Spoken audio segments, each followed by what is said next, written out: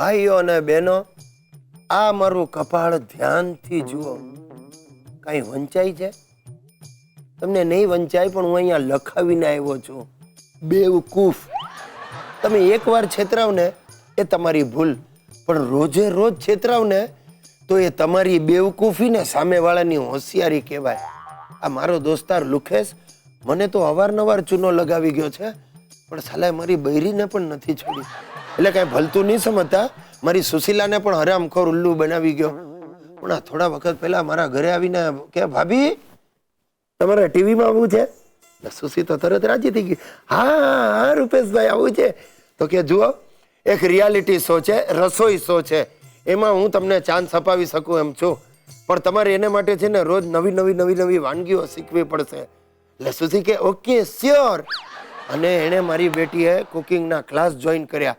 હવે હું ઓફિસ જાઉં એટલે લુકેશ હરામખોર મારા ઘરે આવે. હવે સુશીલા જે વાનગી શીખી લાવી હોય મહેનત કરીને બનાવે ને લુકેશને જમાડે. 1 મહિના સુધી આવું ચાલ્યું સાહેબ. છેવટે સુશીલા કંટાળી ને એક દિવસ એને કહ્યું, રૂપેશભાઈ આવું ક્યાં સુધી ચાલશે? આ રોજ રોજ કેટલું જમાડું તમને? આ મને ક્યારે ચાન્સ આપવાનો છો? ને તો પછી ચૂલામાં ગયો તમારો રસોઈ શો. એટલે લુકેશે શું કારણ આપ્યું? એ ભાભી મેં તો તમારું ગોઠવી જ દીધું હતું, પણ આ ગિરીશે ચેનલમાં ફોન કરીને કહી દીધું કે આ બધી વાનગીઓ તો મારી મિસિસ ક્લાસમાંથી શીખીને આવી છે. હવે વિચારી લો સાહેબ, એ દિવસે સાંજે મેં ઘરમાં પગ મૂક્યો અને કેવા દ્રશ્યો રચાયા. દર્શક મિત્રો, એક ન્યૂઝ છે. મારા બાપુજી પોતાના બાપુજીને લઈને બેંકોક પટાયાની ટૂર પર જાય છે. Only bachelors tour. બધા સિનિયર સિટીઝન્સ. સૌથી નાના મારા બાપુજી 65 વર્ષના. બાકીના બધા ડોસાઓ 70, 75, 80, 85, 90. અરે એક દાદા તો 102 વર્ષના છે. બોલો રિયલી? તમે નહીં માનો, આ ટૂરનું શૂટિંગ કરવા માટે કેટલી ચેનલવાળા પડાપડી કરી રહ્યા છે. શું છે આ બેંકોક પટાયાનું આખું ગતકડું મૂળે મારા દાદાજીનું. એમણે જિંદગી મિલેગી ના દોબારા પિક્ચર જોયું. સીધા આવી અને બધા ડોસાઓને ફોન કરીને આખી ટીમ તૈયાર કરી દીધી. 15 ડોસા તૈયાર થયા છે. કોઈ વીમા કંપની આ ગ્રુપનો વીમો લેવા તૈયાર નથી. આમાંના 2-4 ડોસા તો ગમે તે ઘડીએ કાગડો થઈ જાય એવી પરિસ્થિતિમાં છે. અને તેમ છતાંય એમના ઘરવાળાઓએ હોંશે એમને જવાની પરમિશન આપી છે.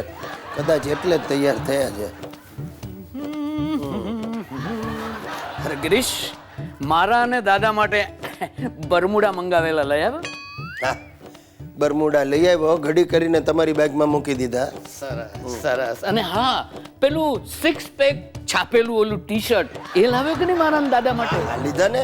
6 પેક છાપેલા ટી-શર્ટ લીધા, તમારે માટે લીધા, તમારા આખા ગ્રુપ માટે લીધા. 45 નંગ લઈ આવ્યો છું.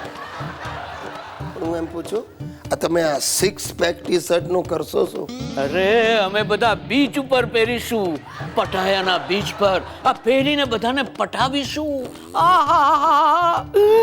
અરે અમે તો ઓલા હિપ્પી કટ વીક પણ બનાવી છે. વાહ વાહ વાહ. પછી તો મોજ મસ્તી તોફાન, એન્જોય ધ લાઈફ.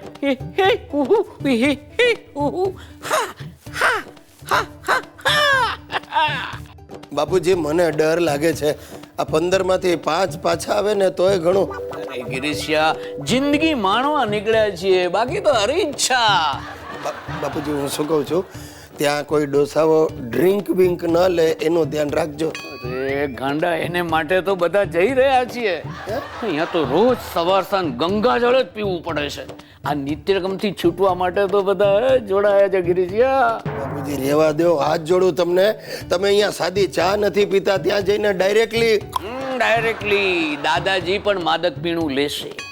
અરે એમણે તો પ્રેક્ટિસ શરૂ પણ કરી દીધી છે. ભગવાન, છોટે મિયા તો છોટે મિયા, બડે મિયા સુભાન અલ્લાહ. ચાલ ગિરીશ, હું નીકળું. મારો ડ્રિંક લેવાનો સમય થઈ ગયો. નહીં બાપુજી નહીં, હું તમને નહીં જવા દઉં. તમને મારા સમ છે. અરે ગિરીશિયા, તે સમ આપીને મને સાચું બોલવા માટે મજબૂર કરી નાખ્યો. એટલે? અરે શું એટલે, આજે 1 એપ્રિલ છે એટલે મેં ને તારા દાદાએ ભેગા મળી આખી વાત ઉપજાવી કાઢી અને તને એપ્રિલ ફૂલ બનાવ્યો. હા, અરે ગમે એમ તો હું તારો બાપ છું, બાપ. હા, મારા બાપ.